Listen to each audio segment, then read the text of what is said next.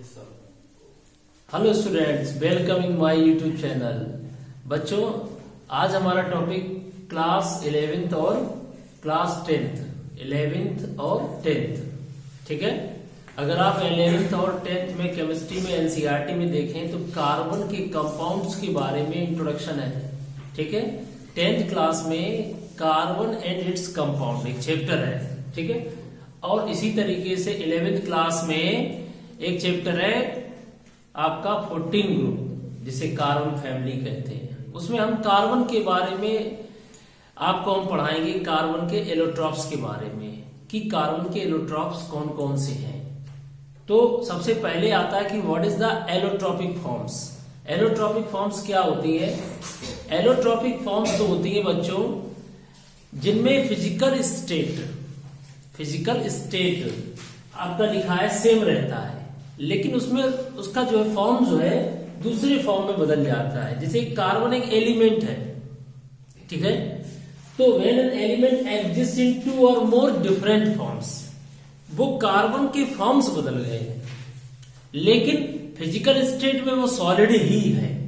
जैसे कार्बन के crystalline allotropes और एमॉर्फस एलोट्रॉप्स, यानी 2 फॉर्म होती है, क्रिस्टलाइन और एमॉर्फस। क्रिस्टलाइन में आती है आपके ग्रेफाइट, डायमंड और fluorine. Graphite, diamond and fluorines, ये तीनों के तीनों इनका फिजिकल स्टेट सॉलिड होता है। ये तीनों सॉलिड है, कोई ज्यादा सॉफ्ट है, कोई थोड़ा हार्ड ज्यादा है। फिजिकल स्टेट सॉलिड है बट रूप अलग अलग है।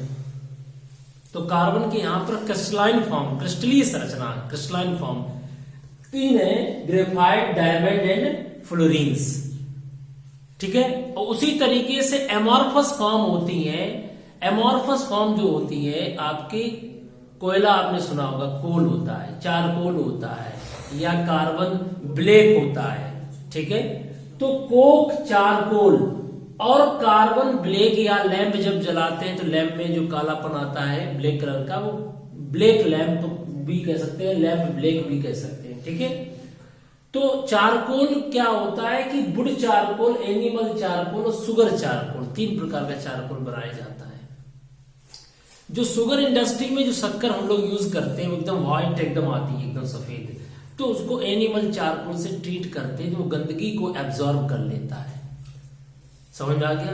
तो जितने भी चारकोल होते हैं वो क्या करते हैं कि जो भी इम्प्योरिटीज होती हैं उनको क्या कर ले, वो एब्जॉर्ब कर लेते हैं, अधिशोषित कर लेते हैं अपने में। तो इसलिए चारकोल का इस्तेमाल हम लोग करते हैं। पहले जमाने में कहते हैं, ये लोग जनरली वर्ड यूज करते हैं, या बहुत पहले या अभी भी जहां चलता हो, एक ट्रेडिशन है कि दूध में कोयला डाल देते थे और उसे पीने के बाद ही लोग बाहर घर से जाते थे, ऐसा ट्रेंड था। तो वो इसलिए डाल देते थे कोयला दूध में कि कोयला एक एड्जॉर्बेंट है। क्या है? एड्जॉर्बेंट, यानी जो अपनी सतह पर, सरफेस पर जो इम्प्योरिटीज होती हैं, बैक्टीरिया होते हैं। दूध अगर कच्चा पियोगे तो दूध में एक टीबी नामक बीमारी जो होती है, उसकी बैक्टीरिया होते हैं। अगर दूध को 70 डिग्री सेल्सियस तक ना गर्म करो तो कच्चे दूध को पीने से ये प्रॉब्लम्स आ जाती है। समझ में आ गया? तो दूध में कोयला डालने से वो बैक्टीरिया को अपनी सतह पर एब्जॉर्ब करके डिस्ट्रॉय कर देता है, इसलिए हम कोयला डालते थे एड्जॉर्बेंट के रूप में। किस रूप में? एड्जॉर्बेंट। एक वर्ड होता है एड्जॉर्बेंट, यानी किसी सॉलिड की सतह पर, सरफेस में कोई चीज आगे चिपक जाए, एडहेर हो जाए, उसे कंसंट्रेट हो जाए, उसे हम एड्जॉर्प्शन कहते हैं। तो कहीं ना कहीं आपके एलोट्रॉपिक फॉर्म की जो हम बात कर रहे हैं, तो कार्बन एलिमेंट की शेप जो है लिखा ना इसमें, when an element exist in 2 और मोर डिफरेंट फॉर्म्स, जब कोई एलिमेंट की 2 या 2 से अधिक क्या होती है, प्रवस्था, अब मतलब प्रवस्था नहीं कह सकते, प्रवस्था में स्टेट आ जाता है, फॉर्म्स कह सकते हैं। तो उसकी 2-3 फॉर्म्स होती हैं, लेकिन फिजिकल स्टेट सेम होती है। जैसे कार्बन की क्रिस्टलाइन एलोट्रॉप्स कौन कौन से हैं? Graphite, diamond, fluorines. और एमॉर्फस में कौन कौन है? कार्बन में कोक, चारकोल और कार्बन ब्लैक। और चारकोल 3 तरीके का है, would charcoal, animal charcoal, sugar charcoal. आपको लगता है 3 ही है? बहुत सारे चारकोल हो सकते हैं।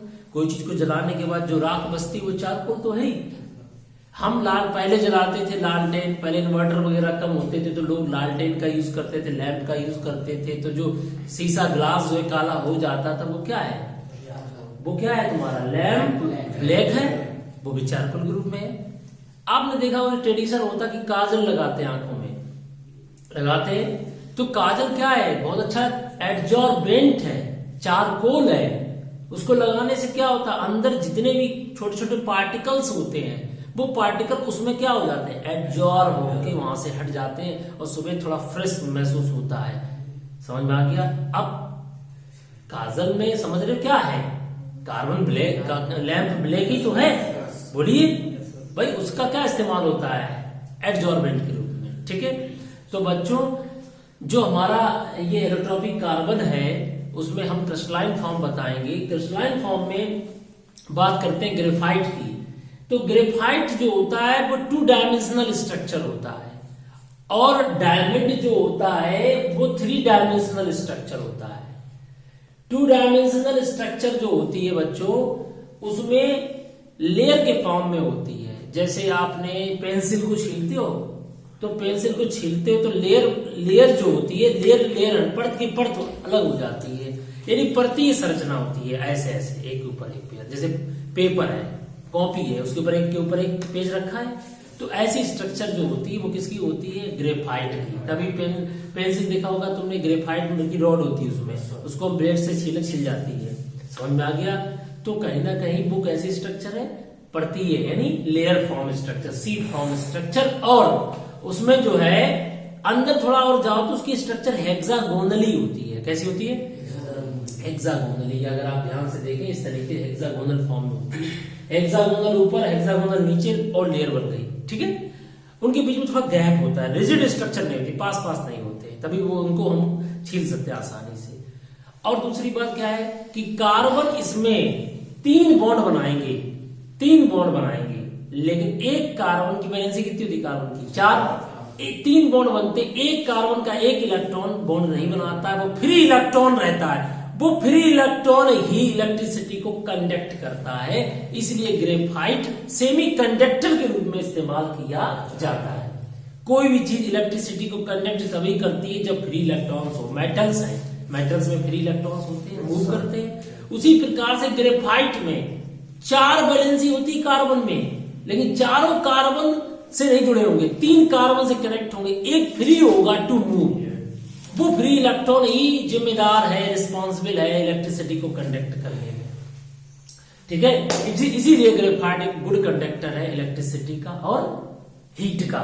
समझ में आ गया। जबकि यानी ग्रेफाइट जो पेंसिल की रॉड है उसके दोनों तरफ छील दीजिएगा, एक तरफ करंट डालेंगे और एक तरफ इधर तार लगाएंगे और बल्ब जल जाएगा। नहीं समझ में आया। आप एक बार लेके आ रहे हो, ठीक है, स्विच से, समझ में आ गया। आप उसको बीच में तोड़ करके तार को लगा दीजिए तो अपने आप बल्ब जलेगा, क्योंकि बीच में जो तार नहीं है क्या है, ग्रेफाइट की रॉड, वो इलेक्ट्रिसिटी को कंडक्ट कर रही है।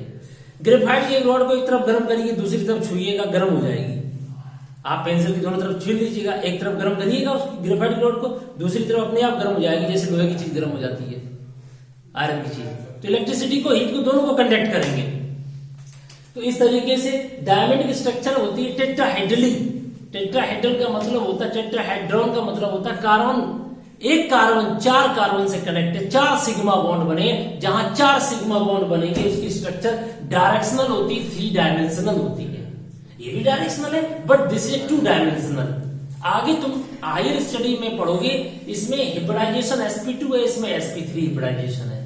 तो sp2 में 2 डायमेंशनल स्ट्रक्चर होती है और sp3 में 3 डायमेंशनल स्ट्रक्चर होती है। और यह सबसे हार्डेस्ट सबस्टेंस कौन सा है, डायमंड होता है।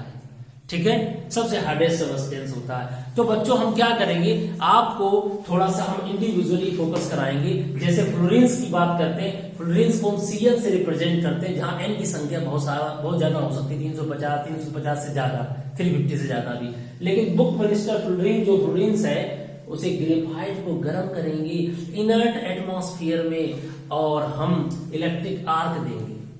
साइलेंट इलेक्ट्रिक डिस्चार्ज होता है, वैसे इलेक्ट्रिक आर्क मान चिंगारी देंगे। और एटमॉस्फेयर में एयर ना होना चाहिए, क्योंकि कार्बन एयर में ऑक्सीजन से रिएक्शन कर सकती है।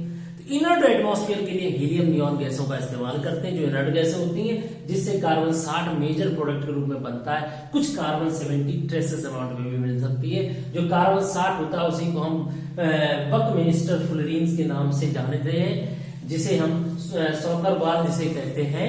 एक गेंद होती है जिसका गेम होता है, आपने देखा होगा, उस तरह की स्ट्रक्चर इसमें होती, बॉल टाइप की। समझ में आया? तो इसको हम थोड़ा सा आपको नजदीक ले जाके हाईलाइट करते हुए समझाएंगे। ओके, तो बच्चों इसको बड़े ध्यान से समझिएगा, ठीक है।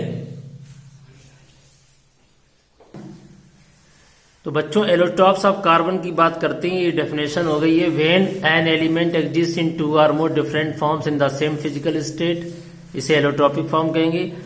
एलोटॉप्स हैव सेम, क्या लिखा है, same chemical properties but different in physical properties. Physical state अलग होती है, फिजिकल प्रॉपर्टीज अलग होती है। मतलब ग्रेफाइट और डायमंड की केमिकल प्रॉपर्टी तो सेम होंगी, लेकिन फिजिकल प्रॉपर्टी अलग अलग होंगी। बच्चों ग्रेफाइट की बात करते हैं। इसकी 2 डायमेंशनल लेयर स्ट्रक्चर है, इस तरीके से देख लीजिए। इसमें कार्बन कार्बन के बीच की बॉन्ड लेंथ 141.5 पिकोमीटर है। इनके बीच की डिस्टेंस 2 हेक्सागोनली या 2 लेयर के बीच में डिस्टेंस 340 पिकोमीटर होगी। ये गुड कंडक्टर है हीट और इलेक्ट्रिसिटी के, और इनकी डेंसिटी 2.26 ग्राम पर सेंटीमीटर क्यूब होती है। ये ऑपेक होते हैं, ट्रांसपेरेंट नहीं होते हैं। इनका यूज रिड्यूसिंग एजेंट के रूप में करते हैं मेटल को एक्सट्रैक्ट करने में। कोई मेटल का ऑक्साइड है, उसमें कार्बन डालेंगे ग्रेफाइट के रूप में, तो मेटल रिड्यूसिंग एजेंट के रूप में इस्तेमाल किया जाता है। और तुमने सुना होगा इलेक्ट्रोलिटिक सेल होती हैं जिसमें एनोड और कैथोड होते हैं। क्या होते हैं? एनोड और कैथोड होते हैं। उसमें हम इसका यूज करते हैं एज ए एनोड और कैथोड, यानी इलेक्ट्रिसिटी इसमें चली जाती है, इसमें इलेक्ट्रिसिटी फ्लो हो जाता है, इसलिए इलेक्ट्रोलिटिक सेल बनाने में इसका यूज करते हैं। डायमंड की अगर हम बात करते हैं बच्चों, तो डायमंड की स्ट्रक्चर 3 डायमेंशनल कैसी होती है? रिजिड स्ट्रक्चर, टेट्राहेड्रल स्ट्रक्चर होती है। और इसमें कार्बन कार्बन के बीच की दूरी 154 पिकोमीटर होती है, ठीक है। इसमें चारों सिग्मा बॉन्ड बने होते हैं। हार्डेस्ट सब्सटेंस है अर्थ पर सबसे ज्यादा, और हाई डेंसिटी इसकी होती 3.514 ग्राम पर centimetre cube. High melting point, bad conductor है, ये ट्रांसपेरेंट है। अच्छा ये बताओ ऑपिक कौन था? ग्रेफाइट। ये कैसा है?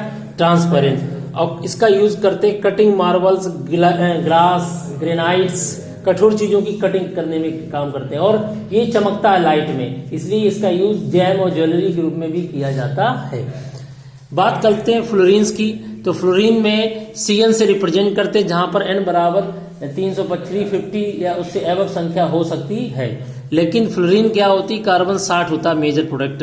ग्रेफाइट को जब हम इनर्ट एटमॉस्फेयर में गर्म करते हैं इलेक्ट्रिक आर्क दे करके, तो कार्बन 60 मेजर प्रोडक्ट बनता है, कार्बन 70 ट्रेसेस अमाउंट में।